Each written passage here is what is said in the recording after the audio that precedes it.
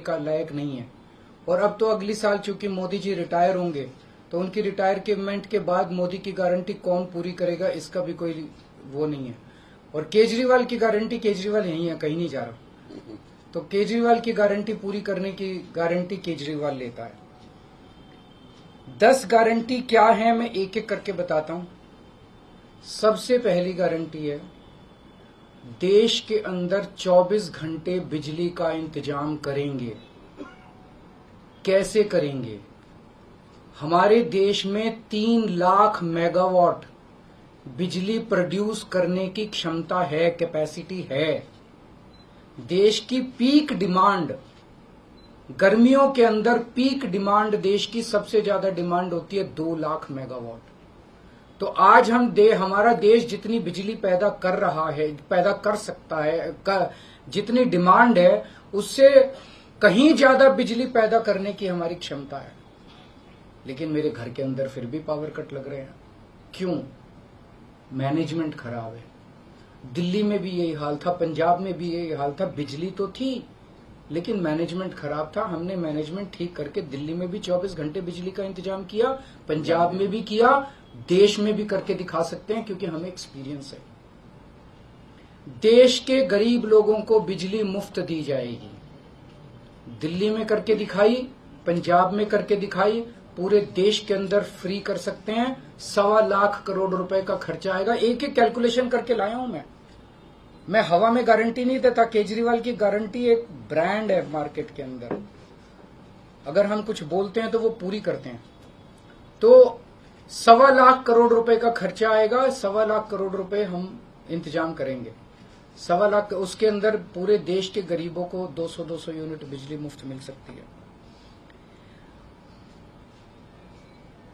आज भी हमारे देश के गरीब लोगों को ये बिजली की पहली गारंटी थी। दूसरी गारंटी है शिक्षा की। कोई भी देश तब तक तरक्की नहीं कर सकता जब तक उसके हर बच्चे को अच्छी शिक्षा का इंतजाम ना कर दिया जाए। अगर किसी देश के अंदर ढेरों लोग अनपढ़ हैं, अगर किसी देश के अंदर कई बच्चों को बिलो स्टैंडर्ड, सब क्वालिटी, गंदी बेकार शिक्षा मिलती है, वो देश कभी आगे नहीं बढ़ सकता। आज हमारे देश के अंदर सरकारी स्कूलों का बुरा हाल है। 10 लाख सरकारी स्कूलों के अंदर 18 करोड़ बच्चे पढ़ते हैं जिनका कोई भविष्य नहीं है। दिल्ली के अंदर हमने करके दिखाया, पंजाब के अंदर करके दिखाया। देश के सारे सरकारी स्कूलों को शानदार बनाएंगे, अच्छे बनाएंगे, प्राइवेट स्कूलों से भी बेहतर बनाएंगे। और इस देश के अंदर पैदा होने वाले हर बच्चे के लिए, चाहे वो अमीर का बच्चा हो चाहे गरीब का बच्चा हो, अच्छी, शानदार और फ्री शिक्षा का इंतजाम किया जाएगा। अगर आप अमीर हैं, अपने बच्चे को प्राइवेट में भेजना चाहते हैं, भेजिए। लेकिन आप अगर सरकारी स्कूल में अपने बच्चे को भेजते हैं तो प्राइवेट स्कूल से किसी 1% भी कम नहीं होगी उस शिक्षा की क्वालिटी।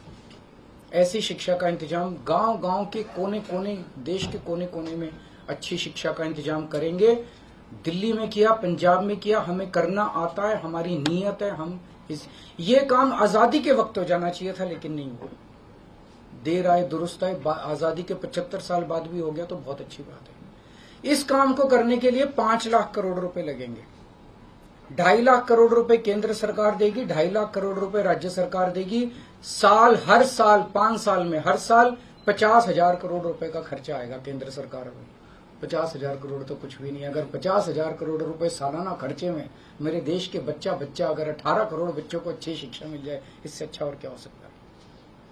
तीसरा, स्वास्थ्य। अगर मेरे देश की जनता स्वस्थ होगी, बीमारी नहीं होगी, तो देश तरक्की करेगा। पढ़ी लिखी जनता होगी, स्वस्थ जनता होगी, तो ये 140 करोड़ लोग ही तो इस देश को आगे ले जाएंगे। कोई एक प्रधानमंत्री थोड़ी देश को आगे ले जाता है, जनता आगे ले जाती है। तो सब लोगों को अच्छे इलाज का इंतजाम करेंगे। आज अगर किसी को के घर में कोई बीमार हो जाए, बड़ी बीमारी हो जाए, सरकारी अस्पतालों का बुरा हाल है पूरे देश के अंदर और प्राइवेट वालों ने लूट मचा रखी है। पूरे देश में कोने कोने में, हर गांव में, हर मोहल्ले में मोहल्ला क्लिनिक खोला जाएगा।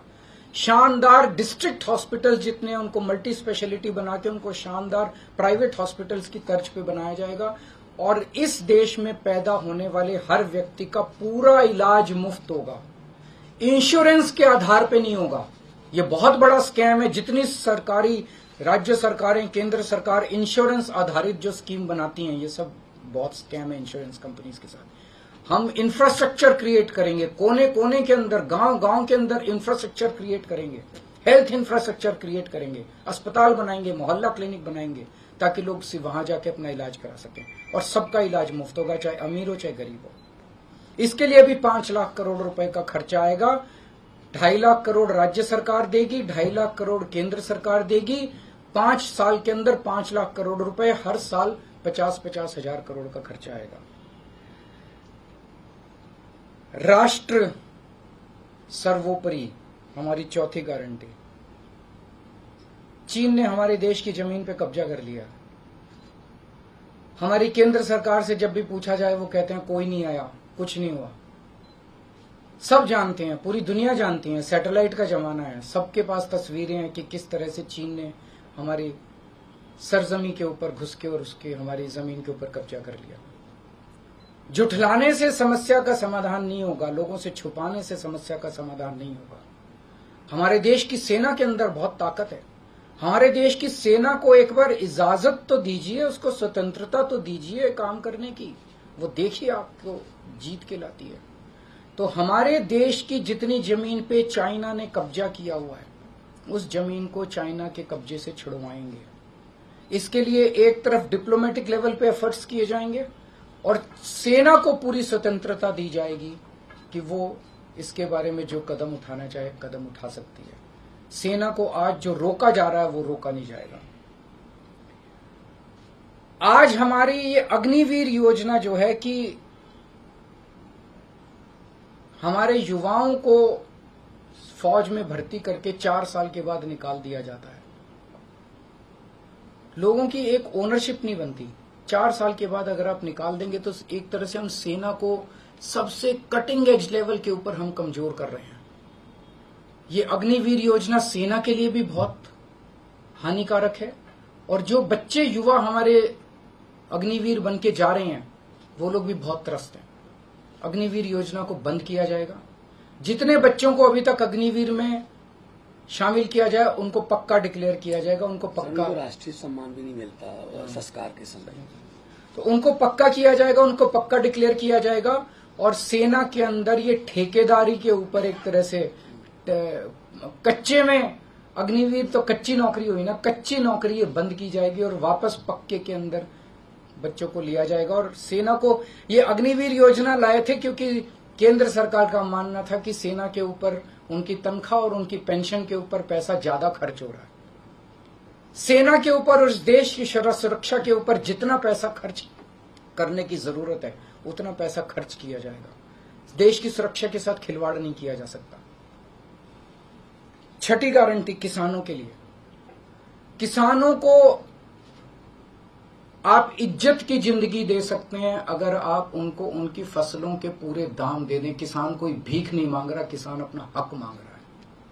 किसान अपनी बारिश में धूप में मेहनत करके और अपनी फसल उगाता है और उसके बाद जब उसको फसलों के पूरे दाम नहीं मिलते तब वो अपने ऋण नहीं चुका पाता, आत्महत्या करने के लिए मजबूर होता। अगर आप उसकी फसलों के दाम सुनिश्चित कर दें तो किसान को आपसे कोई फेवर नहीं चाहिए। स्वामीनाथन रिपोर्ट के आधार के ऊपर किसानों को उनकी फसलों के सभी फसलों के पूरे दाम एमएसपी के आधार पर पूरे दाम दिलवाए जाएंगे। 7वीं गारंटी, दिल्ली को पूर्ण राज्य का दर्जा दिलवाया जाएगा, जो दिल्ली वासियों का कई दशकों से दिल्ली के लोगों का हक है। बेरोजगारी, आज पूरे देश का युवा बेरोजगारी से त्रस्त है।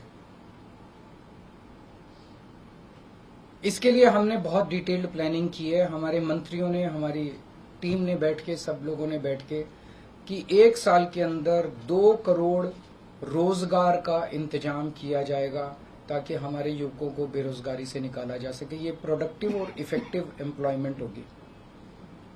भ्रष्टाचार, बीजेपी की वॉशिंग मशीन को चौराहे के ऊपर खड़ा करके तोड़ा जाएगा। बीजेपी की वॉशिंग मशीन इस देश का भ्रष्टाचार का सबसे बड़ा कारण है, सबसे बड़ा सोर्स जो है वो बीजेपी की वॉशिंग मशीन है। ईमानदार लोगों को जेल भेजने और बेईमानों को संरक्षण देने की आज जो मौजूदा व्यवस्था है, इस व्यवस्था को समाप्त किया जाएगा।